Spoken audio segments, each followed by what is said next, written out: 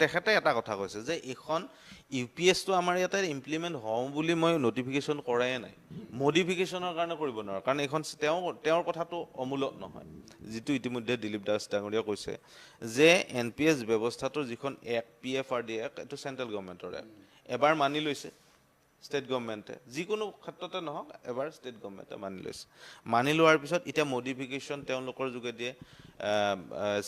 state government বা central গভৰ্ণমেণ্টৰ বিভিন্ন পৰ্যায়ৰ যোগেদি আমি যিটো হেঁচা প্ৰয়োগ কৰিলোঁ তেওঁলোকে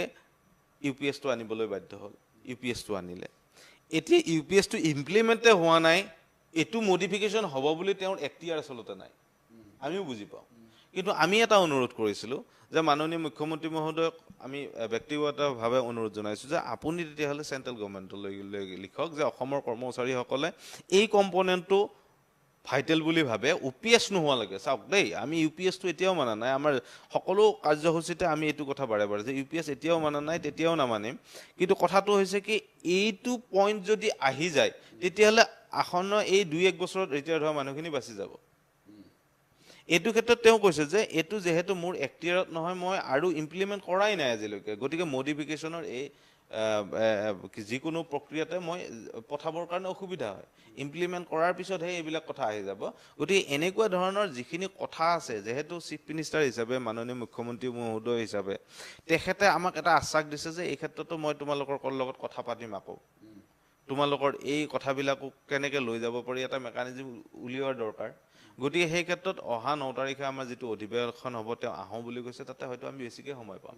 এতিয়া মাত্ৰ 7 মিনিট আমি পাইছোঁ 8 মিনিট পাইছোঁ তাৰ মাজত তেওঁ কিছু কথা পাতিছোঁ কিছু কথা পাতিব পৰা নাই আমাৰ অধিৱেশনত তেওঁ আহিম বুলি কৈছে সেইটো আমাৰ কাৰণে ডাঙৰ উপলব্ধি যে আমি এটা সংগ্ৰামী সত্তা এই সদৌ অসম চৰকাৰী NPS কৰ্মচাৰী সংস্থা আন কৰ্মচাৰী সংস্থাৰ নিচিনা নহয় আমি এটা সংগ্ৰামী সত্তা আৰু এইটো কৰ্মচাৰীসকলৰ অৱসৰী জীৱনৰ সুৰক্ষাৰ কাৰণে সংগঠিত ব্যৱস্থা আৰু এই ব্যৱস্থাটোৰ ক্ষেত্ৰত তেওঁ আহিম বুলি কৈছে আমি ভাবিছোঁ যে আমাৰ প্ৰতি তেওঁ ইমান দিনে যিটো ভাবিছিলোঁ যে তেওঁ নেতিবাচক হৈ আছে কৰ্মচাৰীসকলৰ প্ৰতি নেতিবাচক হৈ আছে সেইটো চাগে চেঞ্জ হৈছে আৰু সেইদিনাই বুজিম যিদিনাই এই লাহে লাহে এইবিলাক চেঞ্জ হোৱাৰ কাৰণে তেওঁ মত পোষণ কৰিব আৰু যেনেকৈ কৰিছে হয়তো অহা 9 তাৰিখে কিজানি আৰু বেলেগো নিউজ আহিব পাৰে আৰু ভাল নিউজ আহিব পাৰে কিন্তু সেই আশাত এতিয়া NPSৰ কিমান কৰ্মচাৰী আছে NPSৰ অধীনত 3.5 লাখৰ ওপৰত আছে এতিয়া 3.5 লাখ অৱসৰ কিমান ল'লে এতিয়া অৱসৰ 28,000 মানে লৈছে 28,000 মান 25,000 পৰা 28,000 একুৰেট ডাটা নাপাওঁ আজিকালি তেজাৰীত গোটেইখিনি হয় ষ্টেটলৈকে নাহে ডাটা সেইকাৰণে অলপমান অসুবিধা তথাপি আমি